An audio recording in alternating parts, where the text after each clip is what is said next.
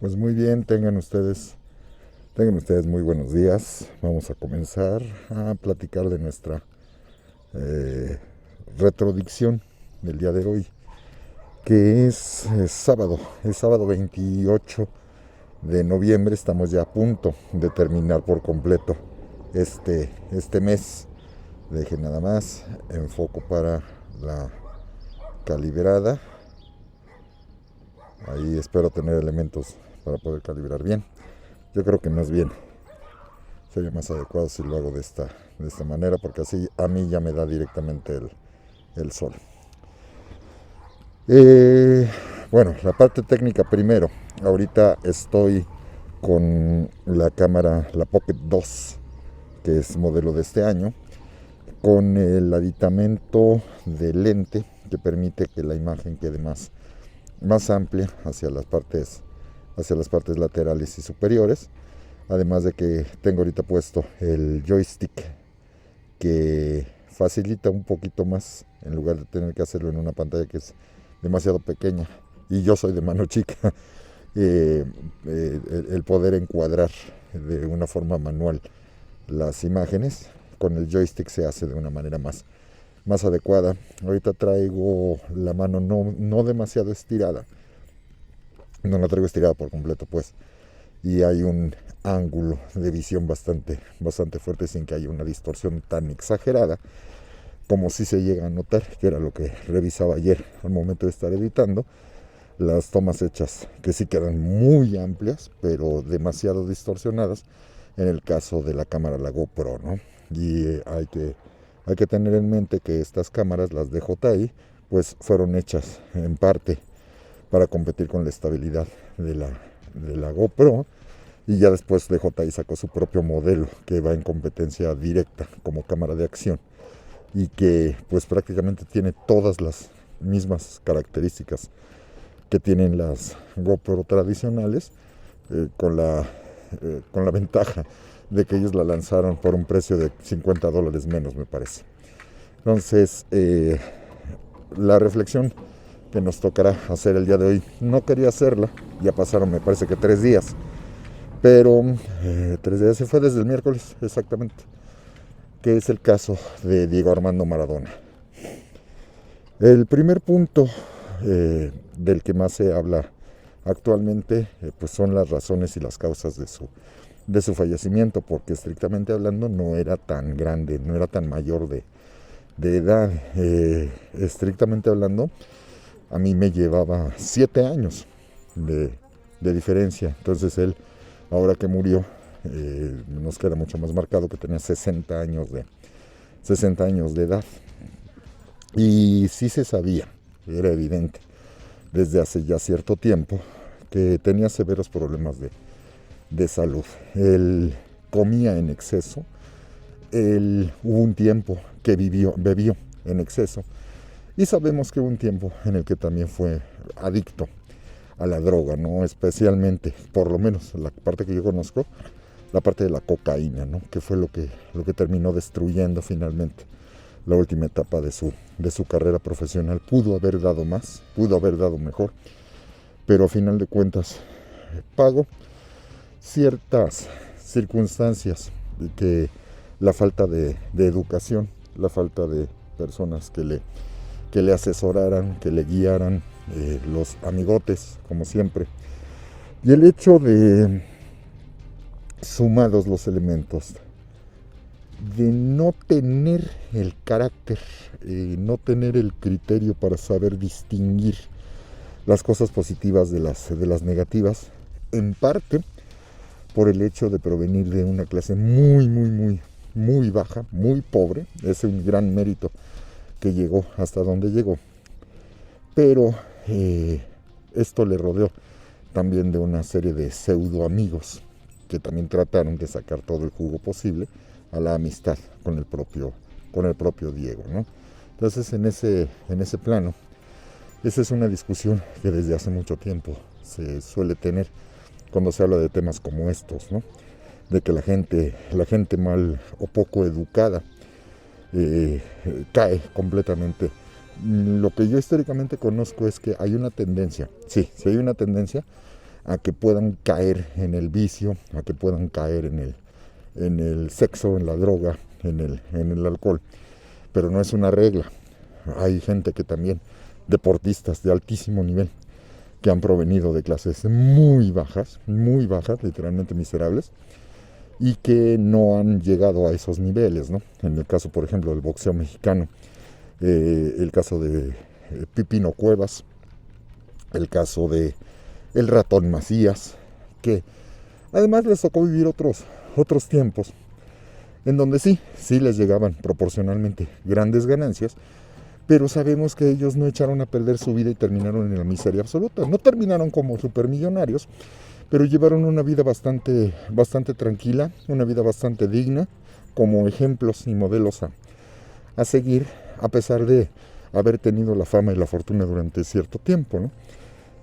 Pero ya de repente nos encontramos los casos de personajes como estos, que pueden provenir, sí, de clases muy bajas y haber caído en estas circunstancias. Pero pues en ese sentido, hasta donde yo recuerde, Lionel Messi no precisamente nació en una cuna de oro, y él no ha caído a lo largo de su vida. Él tampoco es tan grande de edad.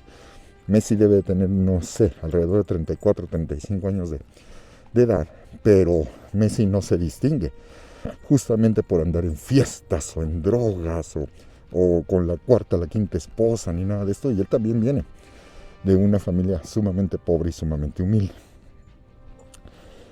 Volviendo al caso de Diego Armando Maradona, me llamó mucho la atención, y por eso también quiero hablar un poquito del tema, porque tengo particularmente ahorita un grupo, estamos ya a punto de terminar, de estudiantes de primer semestre de la carrera de comunicación, y el promedio de edad de estos chavos y chavas es de pues alrededor de 18 años de edad.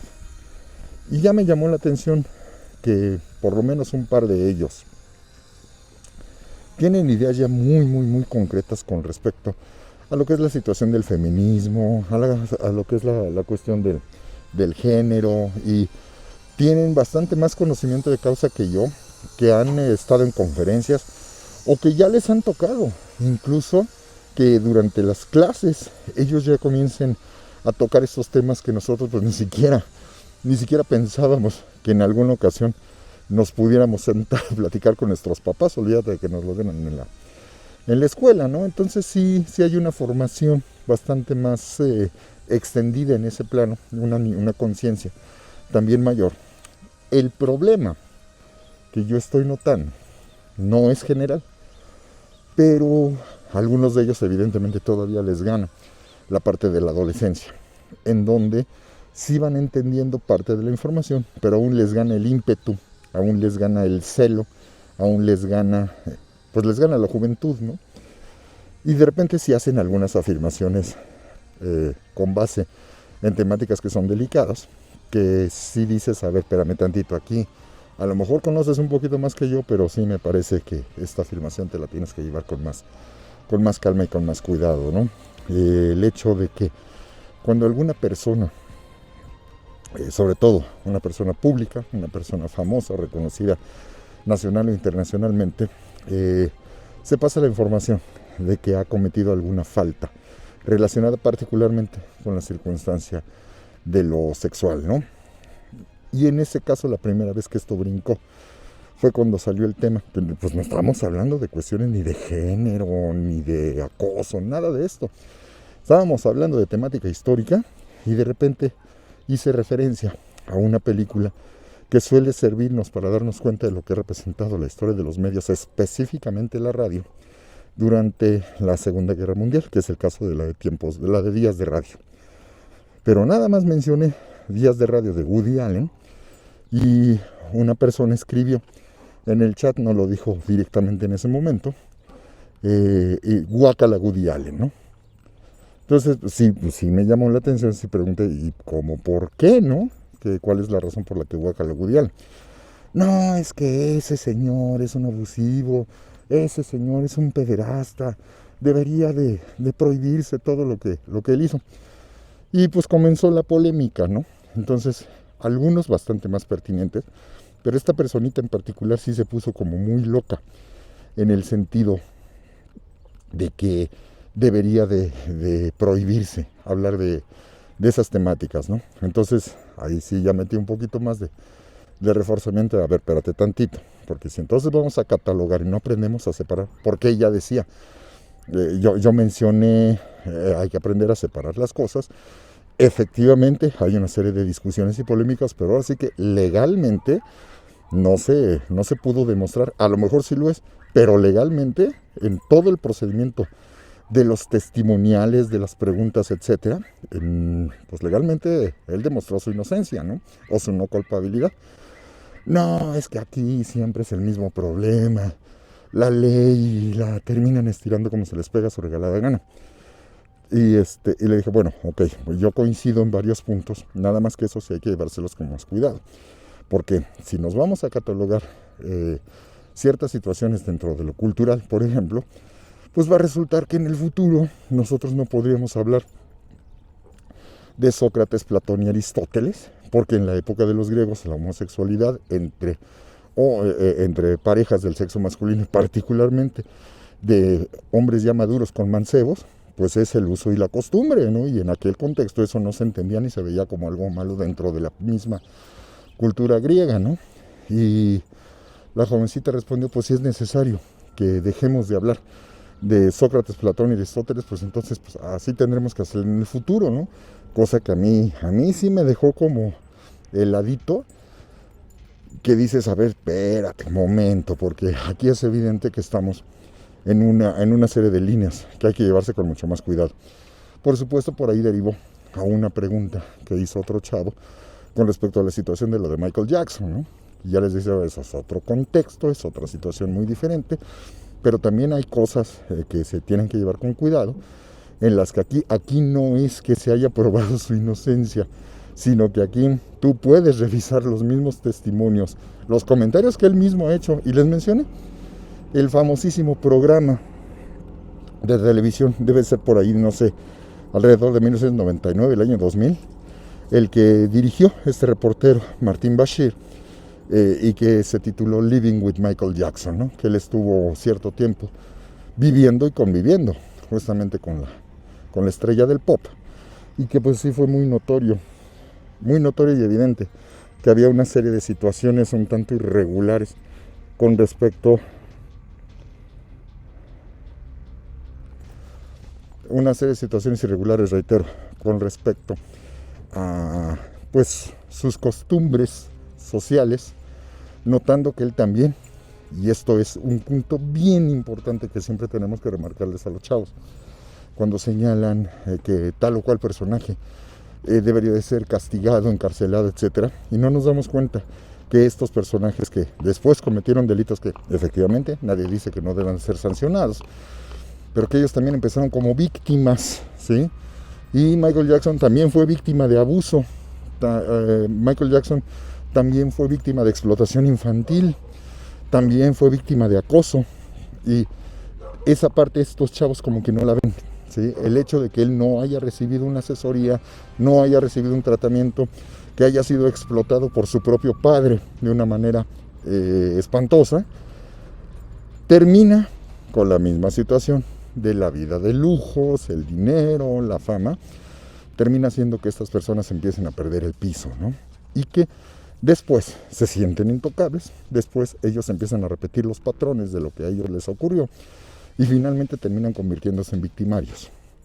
Pero hay que entender que no nacieron, ahora sí que no nacieron como entes malignos, ¿no? No nacieron como encarnación del demonio. Por eso es lo que a muchos de estos chavos todavía les cuesta trabajo entender, y que nos terminó llevando a, pues sí que subir un poquito más de tono la plática, que de plano sí tuve que cortar, y particularmente decirles, a ver, chavos, es que hay ciertas cosas que ustedes también tienen que comprender con cuidado, y sobre todo con lo que será, dije, hasta aquí se terminó la discusión, fue mencionándole que a mí me daba mucha curiosidad que unos cursos atrás, más o menos debe de haber pasado unos 4 o 5 años, en el último curso que di de Historia de los Medios 2, hablamos por supuesto del tema, sale el tema de Woody Allen, y mencioné, después de una pequeña secuencia que les puse de alguna otra película, les dije, fíjense qué curioso, aquí estamos viendo este segmento, era de la película Bananas, ya me acuerdo exactamente, era la película de Bananas, y les dije, fíjense qué curioso, ahorita, y eso lo dije yo, ahorita mencionamos Woody Allen, y algunas personas referirían el pederasta Woody Allen, ¿no? Ese comentario sí lo hice yo, porque estaba justamente en el ojo del huracán, en la discusión de las acusaciones que su hijastra había metido, diciendo que él, cuando la adoptaron, él fue ella fue hija adoptiva de Woody Allen cuando estaba casado con Mia Farrow, y que sí llegó a denunciar que él la llegó a acosar, la llegó a toquetear, e incluso pues hasta más cosas, ¿no? Yo lo mencioné. Y hubo una alumna, igual, de comunicación, habrá tenido ya más o menos unos 20 años de edad, que se puso más o menos como esta chava, pero al revés.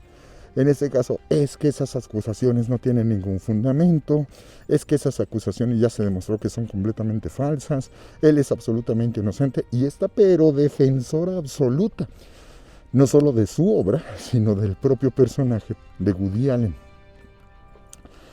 Y bueno, ¿no? Incluso hasta el día siguiente me llevó por ahí ya impresos algunos textos en donde pues legalmente se presentaba la situación de que pues no se encontraron indicios, los testimonios no fueron convincentes, y pues se le absolvía de la supuesta acusación de pederastia, ¿no? Entonces yo comenté esto, sí, dije, fíjate qué curioso, hace tantos años pasó tal cosa. No, pero es que ahorita ya se demostró. A ver, son los mismos documentos, es la misma situación. Y lo que a mí me llama la atención es que tú tienes derecho de opinar. Sí, yo no te digo que no lo hagas. Nada más que pienses con mucho más cuidado lo que estás diciendo. Porque aquí tengo la opinión exactamente contraria de una jovencita de tu edad que estudia la misma carrera que tú, pero que lo está viendo en el ángulo completamente opuesto. ¿Quién tiene la razón? Por eso hay que llevarse con mucho cuidado los comentarios que uno suelta y que uno hace. Total, bueno, ya terminó esa sesión, ya no se volvió a tocar el tema un poquito más adelante, pero pues siguiendo mi costumbre, ¿no?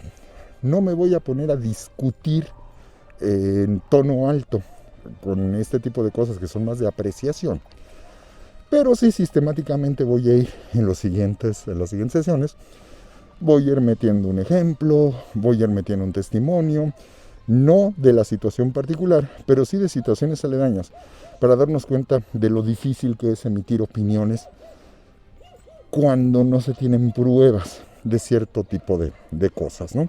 Y poco a poco la situación se fue alivianando, la situación fue mejorando, y ya en las últimas sesiones como que esto se volvió a nivelar, ¿no? Hasta que vuelve a salir, en este caso, el tema de Diego Armando Maradona, ¿no? Y aquí fue otra persona la que hizo el comentario, bueno, es que también este señor ahorita todo el mundo lo defiende. Digo, bueno, sí, nada más que ahí sí, yo conozco un poquito más del caso. De Woody Allen conozco lo básicamente académico, de Diego Armando Maradona, a mí me gustaba muchísimo más el fútbol en aquellas épocas. Yo sí vi muchos partidos de Diego Armando Maradona, y también me tocó hacer una serie de seguimientos por otras circunstancias, que no viene al caso mencionar ahorita, ya de su vida personal, ¿sí? Y lo que yo les dije es, a mí me queda perfectamente claro, que tengo que separar lo personal de lo profesional. Y en este caso, Si a mí me preguntan, qué es el tema del que habla la mayor parte de la gente, de si Diego ha sido el mejor jugador de la historia. Si les pregunto a ustedes, chavos, de entrada me van a decir que el mejor de la historia o es entre Lionel Messi o es Cristiano Ronaldo. Pero si les pregunto cuántos de ustedes han visto jugar a Diego Armando Maradona, varios, no pocos, me referirán que no, pues yo sí lo he visto jugar, pero de todas maneras es mejor Lionel Messi. ¿Y en qué lo basan? En haber visto más juegos de uno con respecto al otro, se vale. Pero entonces, si te lo vas a poner en el mismo nivel, ubica el tipo de fútbol que se jugaba en aquellas épocas, ubica el tipo de uniformes de aquellas épocas para estas, ubica incluso también hasta el tipo de balón con el que se jugaba. Y hay diferencias. Ubica las tácticas de juego, ubica las reglas inclusive de arbitraje que se tenían en aquellas épocas. Si hay alguien con el que estaba pelado Diego a muerte, era justamente con el arbitraje. Pero también hay otra circunstancia. Ahorita se mide la cantidad de trofeos que ganan los jugadores con todos estos torneos internacionales que hay. La diferencia es que hace 30 o 35 años no había la misma cantidad de torneos que se difundían además de la manera en la que se difunden ahora, ¿no? Y otro punto fundamental, que ha sido el referente la mayor parte de la historia. Yo no estoy diciendo que sea bueno o malo, pero ha sido el referente la mayor parte de la historia del fútbol mundial. ¿Cuántas copas del mundo ha jugado un jugador? ¿Y cuántas de esas copas del mundo ha ganado? Además de los trofeos que tenga a nivel local o a nivel internacional. Y ahí, pues claro, entra la otra polémica, ¿no? La de Pelé. Y cuando les dices, ustedes saben quién es Pelé, la gran mayoría todavía lo ubica, cosa que es muy importante, porque Pelé se retiró hace casi 50 años. ¿Cuántas copas del mundo ganó Pelé? ¿Cuántas copas del mundo jugó Pelé? ¿Cuántas jugó Maradona? ¿Cuántas jugó Lionel Messi? ¿Y cuántos trofeos han obtenido al respecto? Y en ese sentido, Lionel Messi, si mal no recuerdo, debe de haber jugado su tercera, si no es que ya su cuarta Copa del Mundo, y no ha ganado ninguna, ¿sí? Incluso ya estuvo en una final, pero no ha ganado. En el caso de Maradona, él jugó 4 Copas del Mundo, ganó un campeonato y de calle, ahí sí nadie puede discutirlo. De calle fue el mejor jugador, pero de manera absoluta indiscutible. Y eso es otro punto importante. Con un equipo, porque se decía mucho en aquella época, Maradona y 10 más.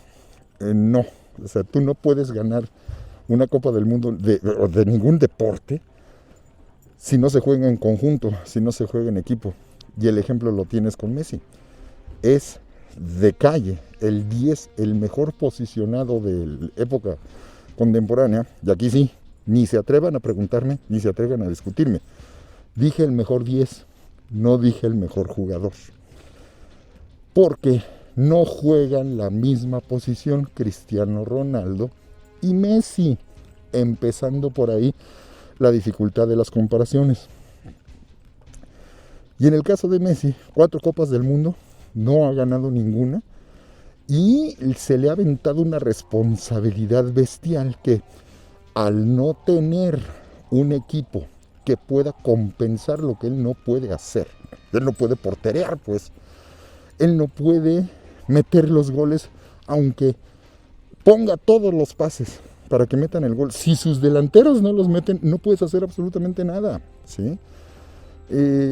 Si él pierde un balón, si no tiene recuperadores de balón extraordinarios, no vas a ganar una Copa del Mundo, se acabó.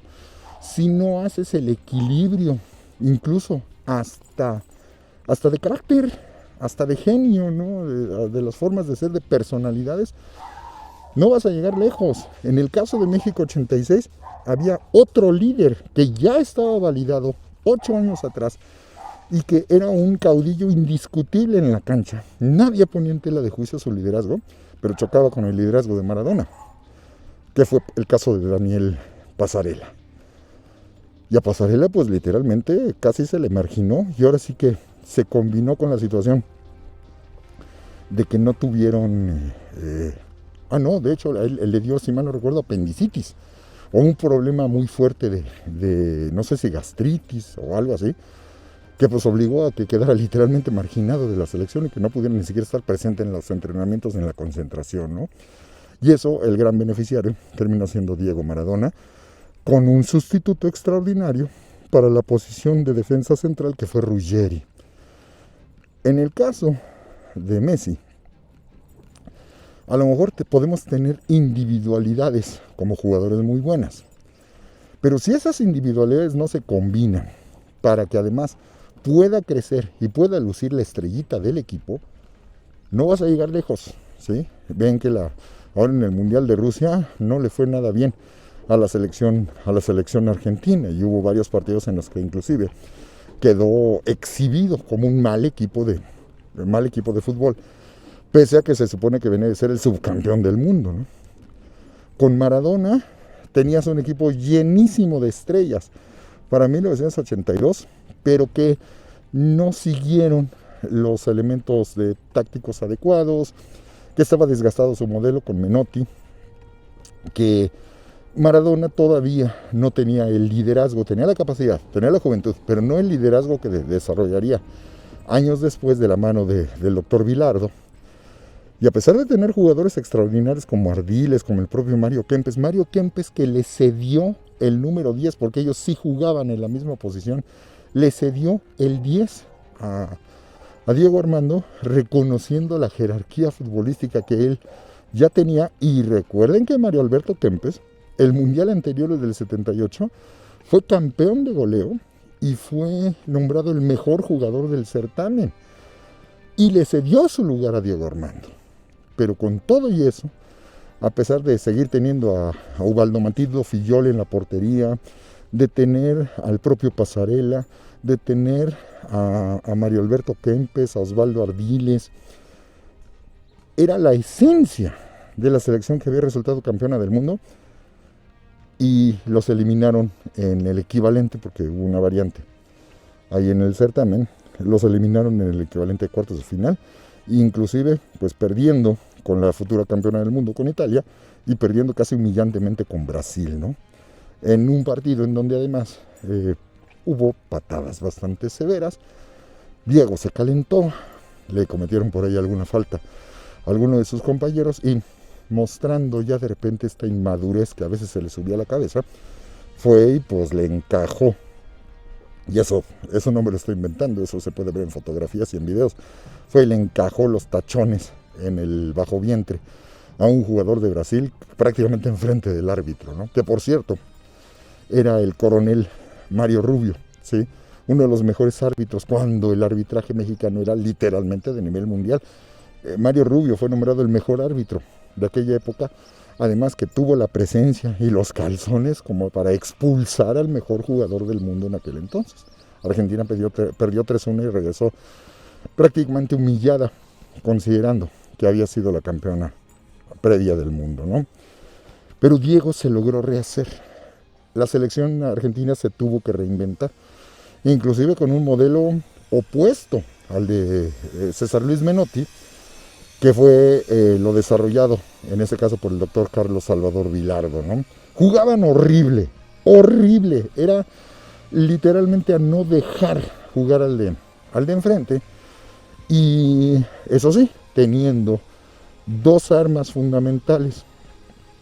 En el caso de Diego Armando Maradona, y alguien que siempre ha sido infravalorado en ese sentido, que físicamente era casi un clon de Diego Armando. Si les cambiabas la camiseta y les ponías una cubierta en el rostro, no podías distinguir quién era el uno del otro, que era el caso de Burruchaga, el Jorge Burruchaga, el lateral de aquella época, y que combinado con gente como el mismísimo Jorge Valdano, se volvían un elemento fundamental para el ataque, el contraataque específicamente de los argentinos.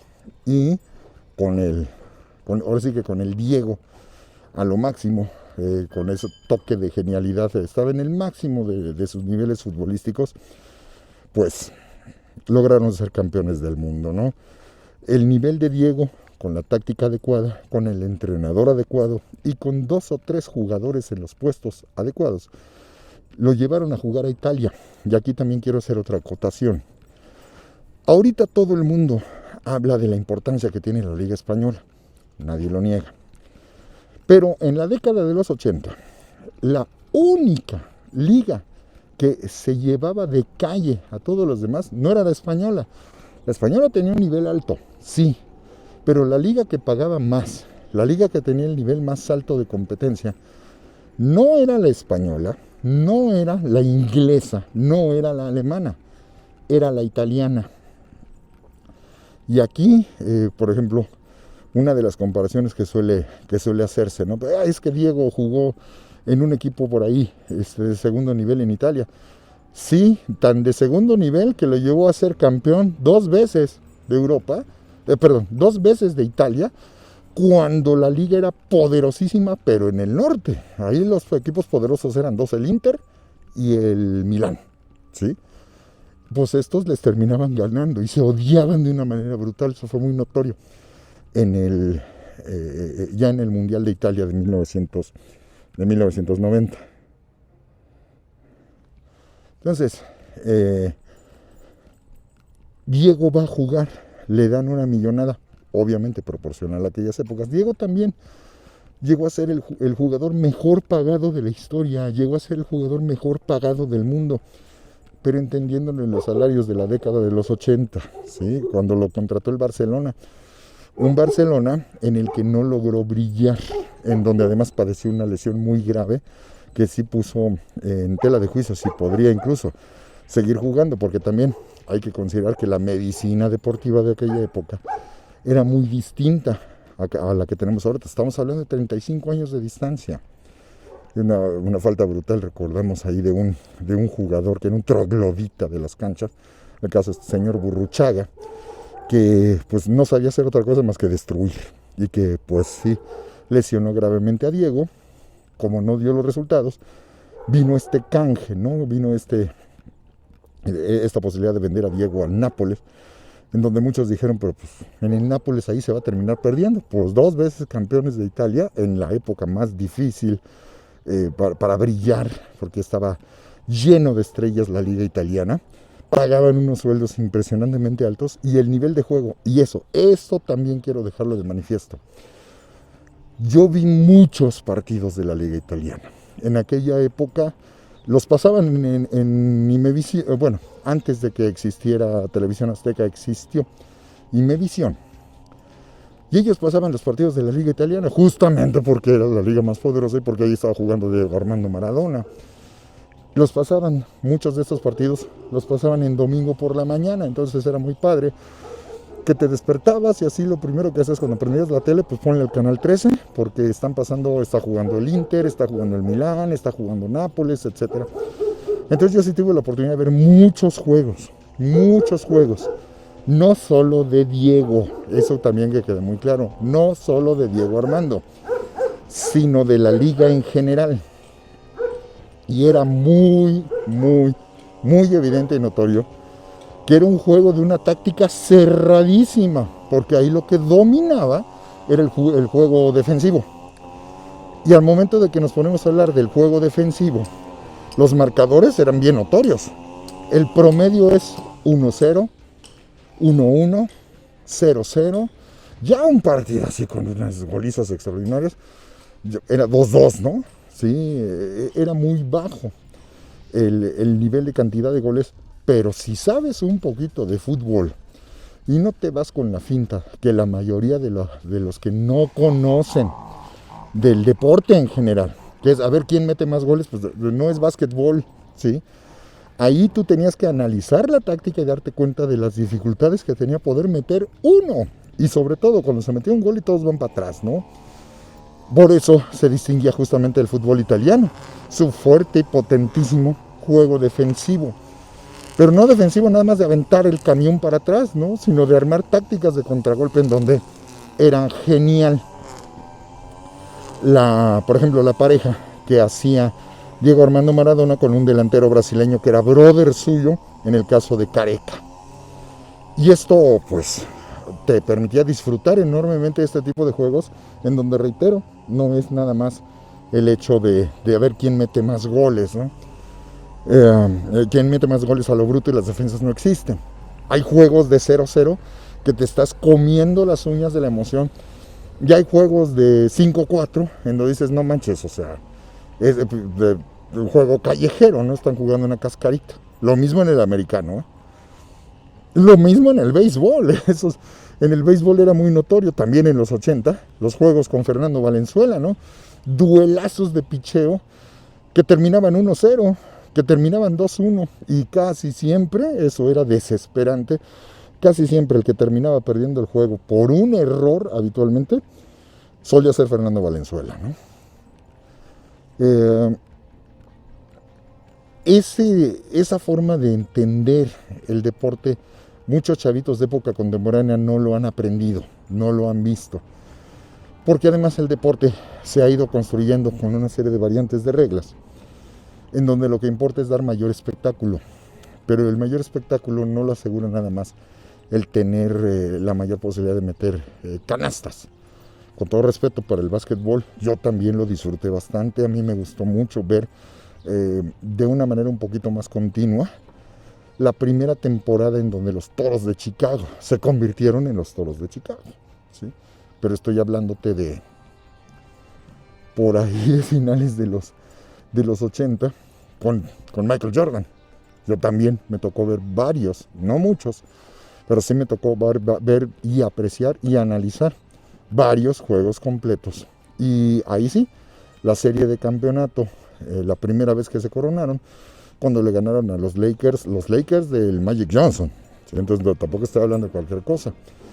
Y aún así, había táctica, porque otro de los equipos potencia previo a ellos habían sido los famosos Pistones de Detroit. Y los Pistones de Detroit no precisamente se distinguían por su ofensiva, más bien se distinguían por la defensiva y por lo cochinos que eran. Y esto es lo que te permite apreciar el deporte de una manera un poquito más extendida y abierta, ¿no? Eso muchos jóvenes de la época contemporánea ya no lo ven. Por eso ustedes pueden notar y apreciar la cantidad de goles que mete Cristiano Ronaldo, ¿no? La cantidad de goles que mete Lionel Messi. Sí, nada más que aprecien el tipo de balón con el que se juega ahora. Y antes esos goles era poco común que tú los pudieras ver, era poco común que tú los pudieras apreciar, porque además los zapatos eran de otros materiales, el balón no volaba tanto como vuela en época contemporánea, y por supuesto no llegaba a tener el efecto que puede tener en época contemporánea, ¿no? Y es evidente que va a meter muchísimos más goles Lionel Messi con esa serie de circunstancias, ¿no? Era rarísimo, recordarán ustedes el gol, el famosísimo gol que metió Roberto Carlos. Estamos hablando de previo al año de 1998, un juego de exhibición, un amistoso entre Francia y Brasil, y que ha quedado como uno de los goles más impresionantes de la historia, ¿no? Por la curva que hace el balón, que pues provoca que el portero francés, ¿no? Fabien Barthez, se queda parado viendo, pues el balón va para afuera y de repente hace la curva y se termina metiendo por el ángulo inferior, ¿no? Eso antes era rarísimo que pasara, y menos a esa distancia, ¿no? En tiempos de Pelé era prácticamente imposible, ¿sí? Y aún así había especialistas como el propio Pelé, como Roberto Rivelino, como Gerson, y aquí estoy hablando ya de historia casi mítica, el campeón del mundo de 1970. Y esto es otro de los elementos que yo también quiero considerar para la referencia de la muerte de Maradona.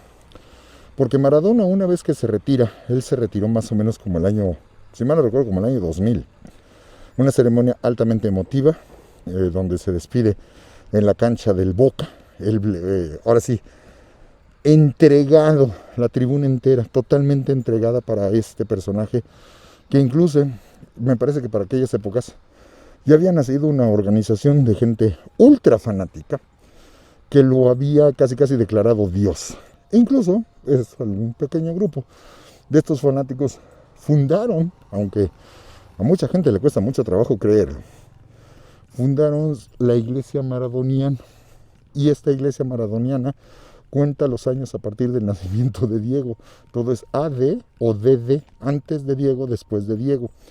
Y tienen sus 10 mandamientos, se hacen su ceremonia religiosa, el sacerdote tiene peinado igualito al de Diego, se arreglan las cejas para parecerse a Diego, su equivalente como a hostia vendría siendo un balón coronado con una corona de espinas. Si no me quieren creer, por ahí puse la foto en los apuntes.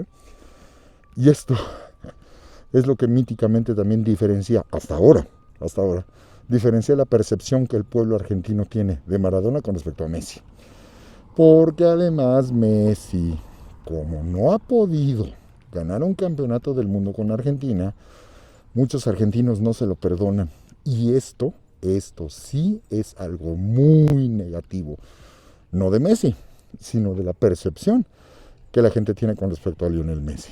Y eso es lo que los separa, es un barranco lo que los separa en la percepción del pueblo argentino, ¿no? El Diego que nos hizo campeones del mundo, el Diego que nos regaló 2 escudetos, el Diego que nos regaló una Copa de la UEFA, y no precisamente con los mejores equipos, más los torneos que ganó antes de haber llegado al Nápoles, ¿no? Muchos tontamente de repente también quieren comparar. Es que Diego tiene muchos menos goles que Lionel Messi, que estoy diciendo, es una época diferente. Y se juegan muchos más torneos ahorita que en épocas anteriores. Y una cosa muy importante que también olvidan, Messi tiene que cumplir de repente funciones que no le tocan, como la de delantero. Y ahora que ya no tiene la misma fuerza, que ya no tiene la misma energía, por la razón de la edad, es muy notorio que ya lo ponen en una posición donde no se tenga que desgastar tanto. ¿Sí? Aprendan a leer táctica antes de hablar. Y en ese plano, Diego Armando, él en cuestiones defensivas prácticamente no se metía, pero por ahí hubo un momento, hubo un caso. El mundial donde les costó mucho más trabajo no fue el de México 86, fue el de Italia 90, porque allí entre las lesiones, malos planteamientos tácticos, por ejemplo, ellos empezaron muy mal, empezaron perdiendo el juego inaugural, perdiendo con Camerún, cuando se supone que eran campeones del mundo, se les dificultó mucho la posibilidad de la clasificación, y esto pues los terminó llevando a que el último juego tenían que ganarlo de manera clara y definitiva, y lo ganaron jugando con la selección. Es el último juego de la Unión Soviética como selección en un mundial, y lo terminaron ganando 2-0, pero el juego fue muy áspero, el juego fue muy difícil, y hay una jugada en un tiro de esquina donde Diego está parado en el primer poste, y es clarísimo, ahí tengo los videos por si no me creen, clarísimo cómo metió la mano cuando el balón iba a meterse a la portería, ¿no? Y el árbitro ahí al revés, el árbitro no lo marcó, contrario a su famosísimo gol en donde sí metió la mano y el árbitro no quiso ver en el Mundial de México 86 contra Inglaterra, que después pues esto queda completamente superado con lo que muchos consideran el mejor gol de la historia, ¿no? Donde casi desde 3/4 de cancha toma el balón cosido a los pies. Esa era una de las características que de repente los scouts llegaban a decir. Un chavito chiquitito, de piernas muy cortitas, es un toro con piernas muy cortas, pero que lleva el balón cosido a los pies, porque esa era su principal característica. No le podías quitar el balón, parecía que efectivamente lo traía pegado a los pies. Lionel Messi ha hecho goles extraordinarios, sí, pero no ha tenido la capacidad, ni el apoyo, por supuesto, no va solo, como para poder conseguir un campeonato del mundo. Y ya de ahí, esto nos permite derivarnos a una circunstancia un poquito más difícil de manejar, que es la vida personal, que es la vida particular.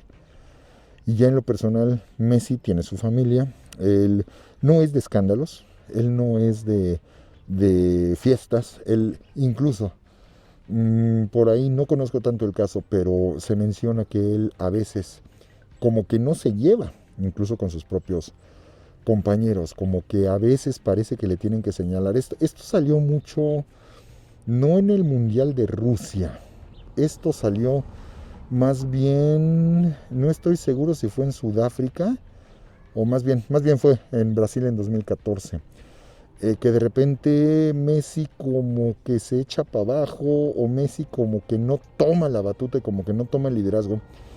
Y por allí hubo un partido en el que incluso, me parece que antes de empezar el juego, empezó a vomitar, ¿sí? Que muchos dijeron es que es el problema de que trae la presión y trae la tensión demasiado fuerte. Y sí, un nivel de responsabilidad que nadie niega, pero por ahí algunos estaban mencionando que incluso su forma de llevarse con sus propios compañeros no era tan abierta, no era tan directa, y que no era tanto porque tuviera fricciones con ellos, sino más bien era una situación relacionada con cierta dificultad de relacionarse socialmente con el resto de la gente, que llegó a plantear que tuviera cierto nivel, mínimo, pero cierto nivel de Asperger. Y esto, de ser cierto, hace aún más meritorio lo que ha conseguido Lionel Messi, pero permite entender también por qué no se mete en este tipo de broncas y por qué no se mete en este tipo de escándalos, a diferencia de Diego, que ahora sí, que lo que tiene es exceso de personalidad en ese plano. Ya desde aquellas épocas de la década de los 80 era sabido cómo a Diego le gustaba la fiesta, cómo le gustaba, eso sí, no se le niega, un apego muy fuerte a su familia. Cuando consigue a su pareja, era muy evidente la cercanía que le tenía, pero sí era muy notorio cuando se le entrevistaba que de repente le entraban ciertas actitudes. A veces sí se portaba muy prepotente, a veces sí se portaba muy grosero, y algo que, pues bueno, desgraciadamente es parte de estas características que de repente nosotros como mexicanos le damos a los argentinos, ¿no? Esta línea del ser soberbio, ¿no? El sentirse superior, que en el caso de Diego, pues evidentemente en el aspecto deportivo ni quien lo ponga en tela de juicio, pero desgraciadamente a veces sí llegaba a tomar unas actitudes mucho más allá de lo prudente. Lo curioso del asunto es que el que se dio cuenta de esto fue el doctor Carlos Salvador Vilardo. Y él, con mucha pertinencia y con mucha prudencia, dándole su lugar, pero diciéndole, quiere ser campeón del mundo, porque ese era el sueño. Hay una peliculita, debe de ser todavía en Super 8 en blanco y negro, que le hicieron por ahí del año de 1973. Diego tenía 13 años. En donde le preguntan, pues es un chiquito, es un niño, está apenas empezando en la transición a ser adolescente. Y ya se destacaba por ser un jugador con grandes facultades, ¿no? Y le preguntan que cuál es su sueño. Y él, así le brillan los ojitos al niño, lo escuchas con la ilusión con la que lo dice, ¿no? Yo tengo dos sueños, ¿sí? El primero es jugar una Copa del Mundo y la segunda es salir campeón. El problema es que chocó, como decía, con las personalidades de algunos otros, como el caso de Pasarela, como el caso de César Luis Menotti, y esto lo hacía tampoco muy querido, muy apreciado por muchos de sus compañeros. El que supo meterlo al redil para el año del 86 fue el doctor Carlos Salvador Vilardo, que además pues era tácticamente enemigo del menotismo como tal. Y él lo que le va a decir es, si tu máximo sueño es ser campeón del mundo, eso yo te puedo ayudar a conseguirlo. Pero para ser campeón del mundo, hay que ubicar que en aquella época, pues los contratos de Diego lo tenían, pero amarrado, ¿no? Con los juegos de la UEFA, con los juegos de la Liga Italiana, con los juegos de la Copa, en aquel entonces era la Copa de Naciones, etcétera, ¿no? Entonces, um, el problema es que poder contemporanizar con él el calendario sí era muy complejo. Lo que le va a decir Vilardo es, ¿quieres ser campeón del mundo? Tu oportunidad la vas a tener conmigo para México 86. Les costó un trabajo espantoso calificar, ¿eh? Ya desde ahí Menotti, perdón, Vilardo siempre fue muy criticado por su tipo de táctica, que era mucho más efectista que espectacular entre la tribuna. Eran áridos, eran muy rasposos sus juegos. Además, ese es otro factor importante. En aquel contexto estaba muy de moda un tipo de juego en donde tendía a dominar la parte defensiva, pero mal plan. De tal manera que el peor mundial en porcentaje de goles anotados en su momento fue justamente el de Italia 90. Bajó muchísimo. Y esto influyó en que la gente estaba dejando de ir a los estadios, porque pues no hay goles, pues no voy, ¿a qué voy? ¿No? Si lo que quiero es disfrutar la mayor cantidad de goles posible. Y en el Mundial sí, había juegos aburridísimos. En México 86 también hubo juegos los que les tocó jugar en la subsede de Monterrey. En el caso de, era Portugal, era Inglaterra, era Polonia, era Marruecos. Juegos de 1-0, la humillación que sufrió Inglaterra en ese sentido. Juegos la mayor parte de 0-0 y juegos espantosos. En aquel entonces estaba muy de moda el personaje del hooligan, de Héctor Suárez en su programa de ¿Qué nos pasa? Y el famoso grito del hooligan era el de queremos rock. Se escucha en las grabaciones cuando estás viendo estos partidos que desde la tribuna gritan queremos gol, ¿sí? Queremos gol porque esos juegos son espantosos y aburridos como a más no poder, ¿no? Con decirles que el campeón goleador de ese mundial, que fue el inglés Gary Lineker, anotó 6 goles. 3 de esos goles los anotó en un solo partido, cuando Inglaterra necesitaba ganar a la de fuerza para calificar, porque si no estaban eliminados, cuando le ganaron a Polonia 3-0, justamente con 3 goles de Gary Lineker. Y después, las circunstancias llevaron a que esa Inglaterra, casi humillada, casi eliminada, de principio, terminó enfrentándose a Argentina en el famoso partido en la subsede de México, en el Estadio Azteca, donde hubo trancazos, a más no poder en las tribunas, como no tienen una idea, ¿no? Porque además venían saliendo el pleito de la guerra de las Malvinas, entonces ya se traían bastantes ganas en ese sentido.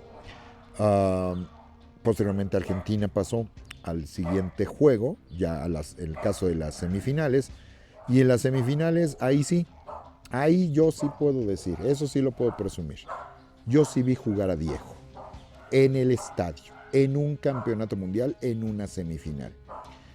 Y me tocó ver un gol tan espectacular como el que le anotó a Inglaterra, pero del que muchos no se acuerdan, un juego en donde el estadio nos le entregamos, y eso que a mí no me gustaba ni me caía bien, pero cuando reconoce la superioridad táctica y técnica de un equipo con un jugador que era fuera de este mundo, pues fue ese partido Bélgica-Argentina, donde ya los calificó para la final contra Alemania, en donde no lució, lo tuvieron totalmente controlado, solo tuvo una oportunidad de dar un pase filtrado efectivo y fue el gol con el que se terminó coronando Argentina.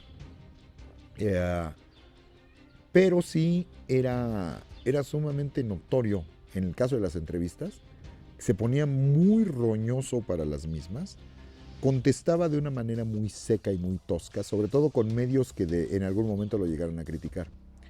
Pero esto fue parte de un acuerdo al que llegó con Carlos Salvador Vilardo, porque con toda la mala prensa que tuvieron, y miren que en Italia son especialitos para eso, con toda la mala prensa que tuvieron, literalmente Diego se concentró en ser el que atrajera la atención de los medios para dejar libres al resto de sus compañeros, ¿no?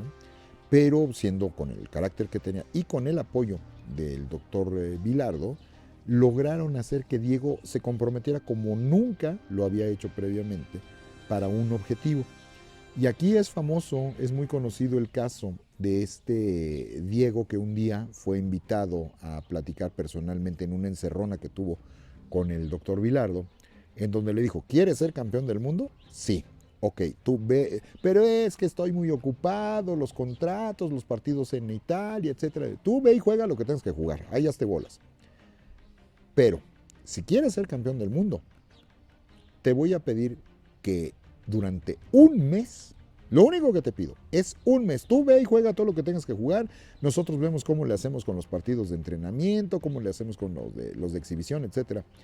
Pero cuando tú llegues a la concentración para el Mundial de México, si Vilardo dice, Diego ve al baño, vas. Si Vilardo dice, Diego juega, juegas. Si Vilardo dice, Diego cállate, te callas. ¿Sí? Si Vilardo dice, mete un gol, metes un gol. Eres mío. Eso ese evento, ese momento va a ser medular en la historia. Esto lo platica el propio doctor Vilardo, ¿no? Y efectivamente logró lo que no se había logrado anteriormente, que Diego se comprometiera absolutamente y siguiera órdenes y siguiera instrucciones. ¿Y el resultado cuál fue? Ahí está su Copa del Mundo. Ahí está cumplido su sueño. Esto trató de repetirse, siendo campeones del mundo, se decía inclusive, con una selección de mayor nivel que el mundial anterior, pero entre las lesiones, el tipo de juego defensivo, las malas tácticas, los errores que se cometieron, etcétera, pues hicieron que Argentina llegara al tercer juego con la necesidad absoluta de ganar, porque si no estaban eliminados. Y así es como efectivamente le ganaron a la Unión Soviética con un gol que le anularon a los soviéticos y que todas las cámaras demostraban que efectivamente Diego metió la mano, pero el árbitro no quiso marcar ese juego. Y a lo mejor en lugar de terminar 2-0, hubieran terminado 1-1 y con eso Argentina hubiera quedado eliminada. Posteriormente vinieron otra serie de juegos durísimos contra Yugoslavia. Empataron a 0. Un juego áspero, desesperante, trabado en la media cancha. Se fueron a tiempo extra con un calor extraordinario. Quedaron empatados a 0 y se terminaron yendo a penaltis. Y en los penaltis además Diego falló uno. ¿Sí? ¿Qué es lo peor del asunto? Diego falló uno. Y se me olvidaba mencionar que en el juego contra la Unión Soviética, en una entrada durísima tuvo que salir el portero, que era Neri Pumpido. Sale en una jugada a ras de pasto y que Riájatelas, si mal no recuerdo, el propio Burruchaga sin querer le terminó ensartando la rodilla a media pierna y le terminaron tronando la tibia y el peroné. Fuera el portero titular. Y tuvo que entrar el arquero suplente, que era Sergio Goicoechea, que era pero malo para las salidas. Era un sufrimiento espantoso cada vez que venían los tiros de esquina o cada vez que venían las jugadas de táctica fija. Era malísimo, pero era muy buen atajador. Mientras fuera a nivel de raya de línea, era buenísimo. Era muy alto, era muy largo y era muy bueno para las atajadas. Y resultó que era muy bueno para detener penaltis. El que salvó ese juego fue Sergio Goicoechea. Posteriormente Argentina, no recuerdo ahorita con quién fue su segundo juego, pero también fue muy complicado, también fue muy difícil. En una de esas también se terminaron yendo a tiempo extra. No, eso ya fue en la semifinal. En la semifinal les tocó jugar contra Italia. Y hay otra cosa bien importante a marcar allí. Se fueron a penaltis. Pero ubiquen que están jugando en la subsede que les tocó la semifinal, era en la subsede de Nápoles. Es decir, le toca a Argentina jugar en la casa de Diego Armando, que es el capitán. En todos los otros partidos, es muy notorio cuando viene la ceremonia de los himnos, es muy notorio cómo literalmente en el único lugar donde querían a Diego era en Nápoles. Todos los demás lugares en donde les tocó jugar, ya sea en la ciudad de Roma, ya sea en Florencia, etcétera, era bien notorio cómo, sobre todo cuando venían los himnos nacionales, empezaba el abucheo. Desde el juego de Camerún fue bien notorio cómo aplaudieron el himno de Camerún y cómo abuchearon salvajemente, con una falta total y absoluta de respeto a la ceremonia de los himnos, cómo abuchearon el himno de Argentina y cómo era evidente el enojo y la molestia de Diego Armando en ese plano. Y esto llevó a que él, pues, me parece que en el juego previo, que es el que no recuerdo ahorita, al de la semifinal, es muy notorio cómo están pasando la cámara. Estaban empezando las primeras Steadicams a pasar enfrente de los jugadores. Es muy notorio cómo empieza el abucheo y Diego nada más se lee, pues no tiene sonido, se lee que empieza a decir enojadísimo ante la tribuna, hijos de puta. Y esto pues obviamente encendió más a las tribunas. En el juego de Nápoles es muy notorio que están pasando las cámaras y al momento que pasa enfrente de Diego hay un silencio absoluto de respeto porque está jugando en su casa. Y tú ves nada más como Diego voltea a la tribuna y dice, sí, así es como debería de ser. pero se van a terminar desquitando en la final. Ese juego increíblemente lo ganaron. Italia era súper favorita, era nominalmente prácticamente ya campeona del mundo, pero les salieron, como era clásico, el clásico juego del doctor Bilardo, a no dejar jugar, a no dejar jugar. Y también, clásico, los jugadores inflados. El arquero en aquel entonces de la selección de Italia era Walter Senga. Era el arquero titular de la selección. Pero, les digo que yo sí veía la liga italiana. Era muy notorio que era un muy buen portero, sí, pero había un portero que era superior a él, que era el portero de la Juventus, Stefano Tacconi. Tacconi debía de haber sido el arquero titular en aquel mundial. No, el que tenía mejor prensa era justamente Walter Senga. Y Walter Senga, incluso yo me acuerdo cómo insistían mucho los propios narradores de TV Azteca, en aquel entonces todavía Imevisión. Estoy hablando de Francisco Javier González, estoy hablando de Raúl Orbañanos, estoy hablando de Carlos Albert, estoy hablando de José Ramón Fernández. Y ustedes se ubican en dónde están ellos ahorita. ¿Y quiénes son ellos ahorita? Todos vienen de la misma escuela que es la de José Ramón. Y todos salieron en este caso de Imevisión y TV Azteca. Hasta esa parte también hay que saberla analizar. Todos decían que iba a ser un mundial de grandes arqueros. Raúl Orbañanos, él fue portero. Profesionalmente en su trayectoria con el Atlante, él fue portero. Y él pues admiraba grandemente a estos jugadores. Y él insistía que para él de calle el mejor portero era Walter Senga. Y los números te permitían notar cómo Italia ganaba sus juegos y no le anotaban. Y ya saben, el récord de lleva 180 minutos sin aceptar gol, lleva 9 por 3, 27, lleva 270 minutos sin aceptar gol. Y así seguía sumando. Pues cuando le meten el primer gol fue por un errorzazo espantoso en una pésima salida en un tiro de esquina. Y en ese partido estuvo muy titubeante, él sí se lo comieron los nervios.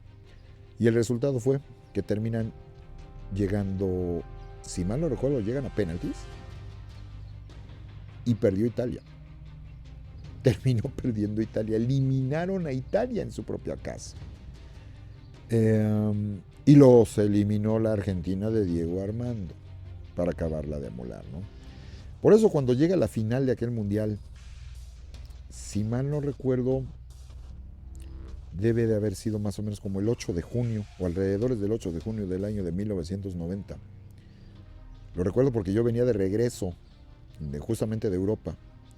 Me acababa de terminar la licenciatura y el premio por terminar la carrera fue que mi mamá me consiguió, me apoyó para irme de viaje 3 semanas a Europa, ¿no? Pasando por España, por Francia, por Italia.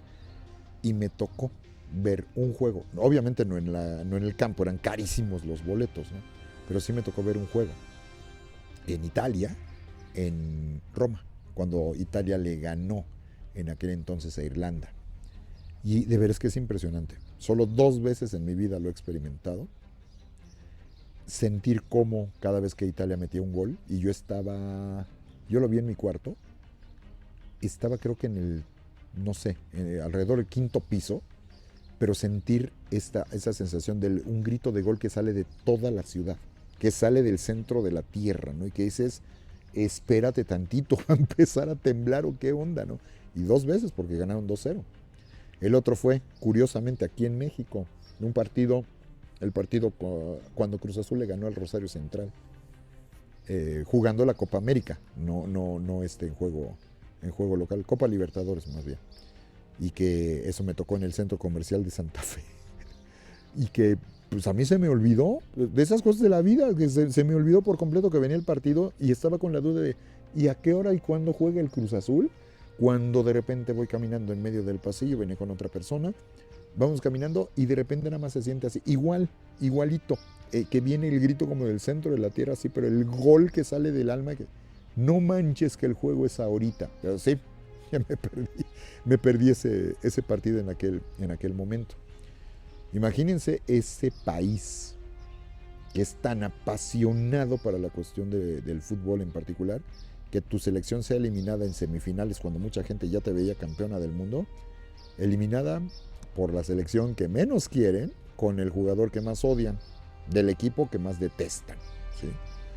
Entonces, ¿a qué niveles llegan las pasiones? Yo me acuerdo que a mí me gustaba mucho la camisa del Milán. Y cuando estuvimos en Venecia, curiosamente encontré una camisa de segunda, no de segunda mano, pero sí no oficial, pero muy bonita, bastante barata. Dije, pues me la compro, ¿no? Y me acuerdo cuando andábamos caminando por Roma, que de repente me estaban sacando una foto con un amigo mío, colombiano, Gonzalo, y de repente nada más se oye que en el bote de basura, en el contenedor que estaba atrás, en donde yo estaba recargado, nada más se oye un monedazo, ¿no? Entonces sacaron la foto y cuando volteamos de que ¿a poco me aventaron una moneda? Y sí escuchamos que algo nos gritaron, pero pues no entendimos, pues era en italiano, ¿no? Nos dimos cuenta que sí, al que me agredieron fue a mí, por el hecho de llevar puesta una camiseta del Milán en la ciudad de Roma. Qué bueno que no fuimos a Nápoles, porque ahí me asesinan, ¿sí? Imagínense entonces a un pueblo así de apasionado con el deporte ser eliminados por Diego en penaltis. Por supuesto, cuando le llegó la final otra vez se repitió la final, entre Argentina y Alemania, pues toda Alemania estaba apoyada por Roma entera.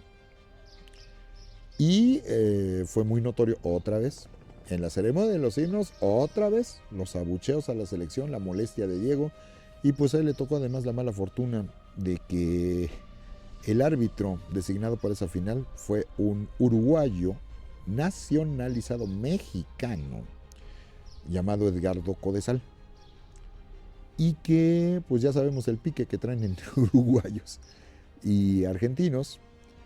Y hay un detalle que tampoco es muy favorecedor a Diego. La relación de Diego con México era bipolar, porque así como Diego agradecía, ¿no? Pues su campeonato mundial lo ganó en el Mundial de México. Lo recibieron como Dios a él y a su selección en las instalaciones del América, con todas las facilidades del mundo. Pero una cosa que Diego nunca, y eso lo dijo personalmente en una entrevista que le hizo, no sé si Octavio Hernández o ya para el siguiente mundial, David Faitelson, que es la primera vez que apareció en el 94, David Faitelson, le preguntaron, bueno, es que ¿por qué tu encono? ¿Por qué tu molestia con la prensa mexicana? Y lo dijo, porque en ese sentido era bastante transparente, era muy poco prudente, pero pues decía lo que pensaba. Por eso caía gordo. Y decía, lo que pasa es que hay una cosa o sea, ustedes tienen que entender cómo me clavo y cómo yo soy apasionado en lo que hago.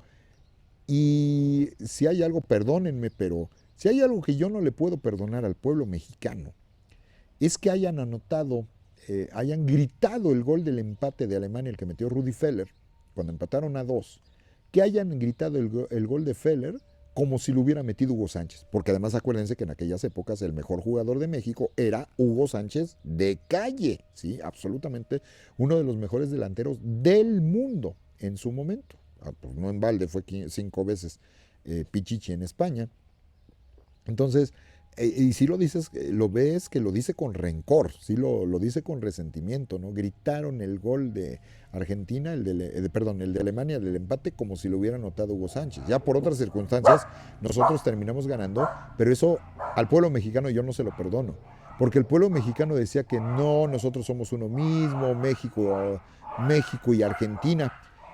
Y yo me acuerdo que entendí la razón por la que lo decía. Porque reitero que yo en aquella época no estaba en México, estaba en Italia. Bueno, estaba en Europa. Y como no tenía la posibilidad de ver necesariamente todos los juegos, y yo en aquel entonces grababa todos los juegos, ¿eh? Y después la bronca era la edición.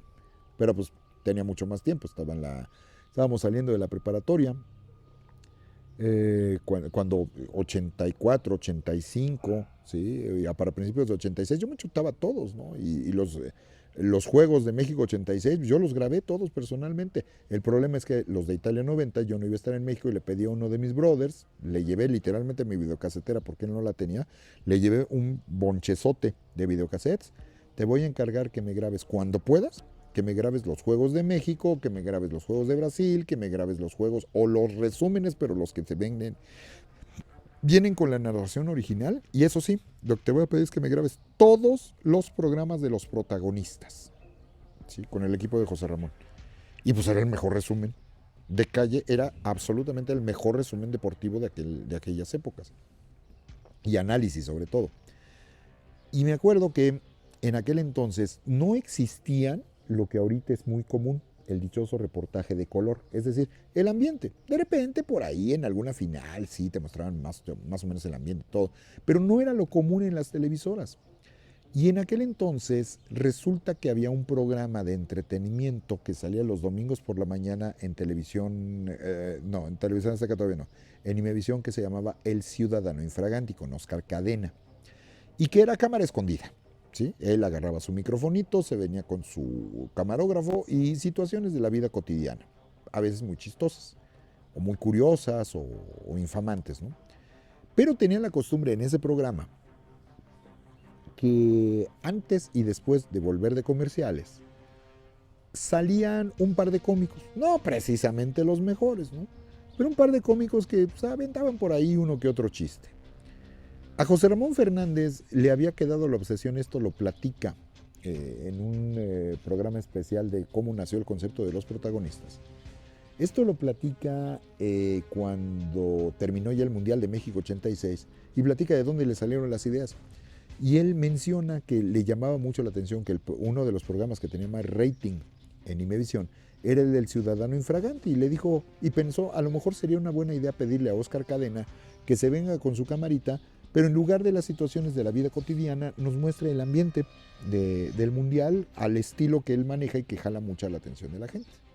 Y sí es muy notorio cuando va caminando por los estadios, etcétera, cómo la gente lo reconoce, se acerca, pide que lo entrevisten. Y Ciudadano Infraganti, Ciudadano Infraganti. Y también se llevaron a sus dos cómicos. Y se notó cómo llamó mucho la atención, cómo tuvieron un éxito maravilloso y extraordinario con estos programas. Y después se empezó a convertir ya en lo normal, se empezó a convertir en la costumbre. En uno de estos programas, en el partido se metieron al Estadio Cuauhtémoc al juego Argentina-Uruguay, que ganó Argentina en un juego durísimo, que lo ganó 1-0. La gente afuera del estadio, tú veías que gritaban, sobre todo ciertos fanáticos, algunos de origen argentino y otros mexicanos metidos con apoyar a los argentinos, que gritaban México está con Argentina, ¿sí? México y Argentina están unidos, ¿no? América Latina, México, Argentina, eso era lo que gritaban, no me quieren creer, ahí tengo el video. Y uno de los que entrevistaron decía eso, de que vamos a ganar y vamos a ir al Estadio Azteca y nos vamos a jugar las Islas Malvinas contra Inglaterra y el apoyo de México está con Argentina. Ese programa lo vio Diego. Ese programa lo vio Diego. Y por eso cuando se gritó el gol de Vélez, se enojó tanto. ¿Sí? Pues, malditos hipócritas, hijos de su qué barbaridad. Y fue evidente cuando lo confesó ante las cámaras de México. Decía que somos hermanos, que México y Argentina. Por eso me cayó el 20. Vio el programa de los protagonistas Diego. Y esto llevó a que, pues, aquí tuviera muchos admiradores, pero también tuviera muchos, me incluyo entre ellos, muchos detractores. Y el resto de su vida y el resto de su existencia, sobre todo cuando ya vino el Mundial de Estados Unidos 94, cambió radicalmente, porque empezaron los problemas. Y fue cada vez más notorio cómo su carrera ya estaba en decadencia y cómo su vida personal estaba empezando a tener otra serie de circunstancias ajenas. Pero eso lo platicaré en una segunda opción, porque pensé que me iba rápido, pero no me di cuenta de la cantidad de información que tengo en la cabeza respecto a Diego, y eso que no es mi favorito.